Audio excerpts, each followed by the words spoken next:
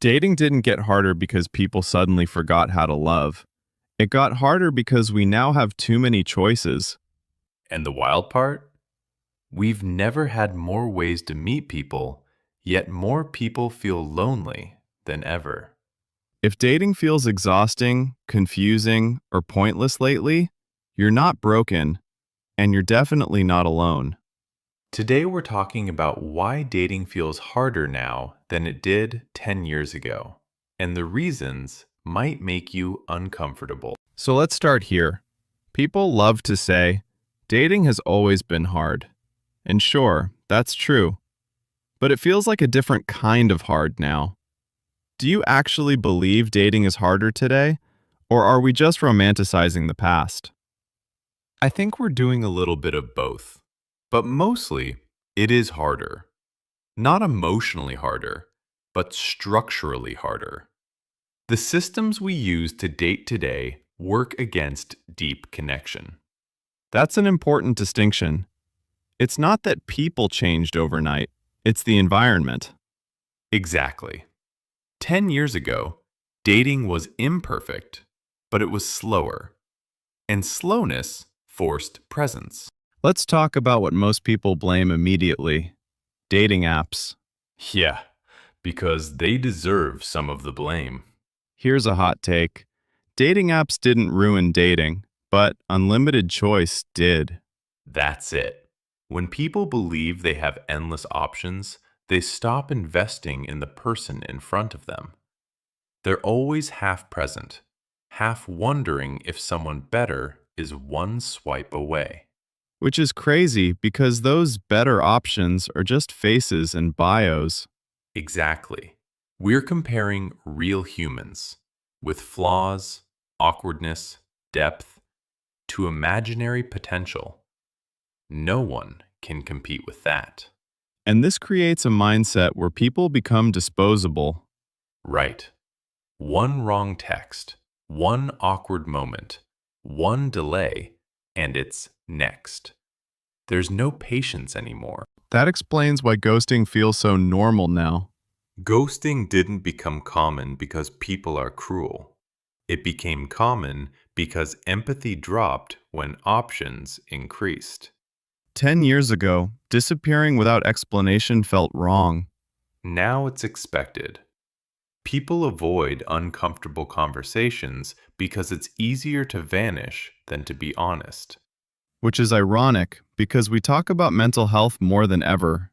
Yeah, but talking about feelings isn't the same as being emotionally responsible. Social media made this worse, didn't it?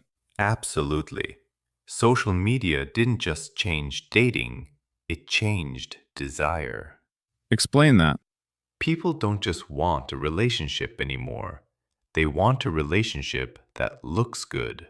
Instagram worthy love, matching outfits, perfect trips, highlight reels.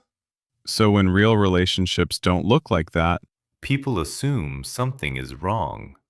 They don't realize they're comparing real life to a performance. it turns love into content. Exactly. And that pressure makes people anxious. They're thinking, am I impressive enough? Instead of, do I feel safe here? Another thing I notice: people say they want deep connections, but they're terrified of vulnerability. Because modern dating teaches self protection above all else. Don't get attached. Guard your heart. Protect your energy. Those phrases sound healthy, but taken too far, they turn into emotional walls. So instead of boundaries, we build barriers.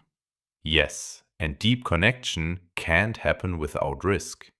You can't experience intimacy while staying emotionally armored. Let's talk about something people don't connect to dating enough: money and burnout. This is huge. 10 years ago, life felt lighter. Not easy, but lighter. Now people are exhausted. Dating requires time, money, and emotional energy. Most people are running on empty. Rent is high, jobs are unstable, everyone's burnt out. So dating becomes another stressor. or something people postpone. I'll date seriously when I'm more stable, but that moment rarely comes. Where does hookup culture fit into this? It's not inherently bad, but it's mismatched with what most people actually want. Say more. A lot of people participate in casual dating hoping it turns into something meaningful, but they don't say that out loud. So expectations aren't aligned. Exactly. One person is detached, the other is quietly getting attached, and when it ends, someone gets hurt. Why do you think people avoid labels so much now? Because labels mean accountability. That's a strong statement. But it's true. Defining a relationship means taking responsibility for someone's feelings. Avoiding labels lets people enjoy connection without obligation. Dating also feels like a marketplace now. Yeah, people are reduced to stats: height, income, looks, lifestyle.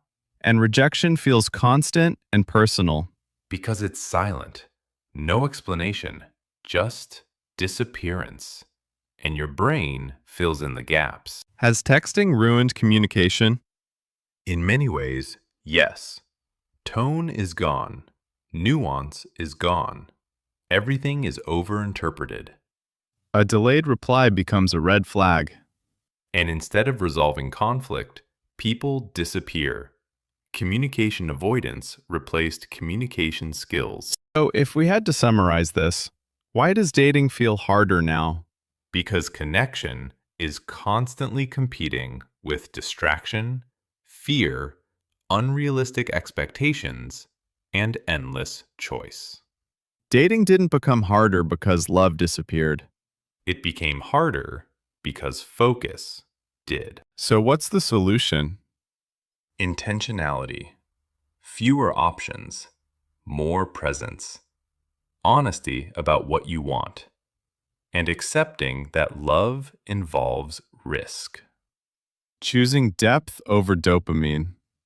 Exactly. Real connection isn't found, it's built. Maybe dating isn't broken. Maybe we're just approaching it in a way that makes it harder than it needs to be. I think that's the truth most people don't want to hear.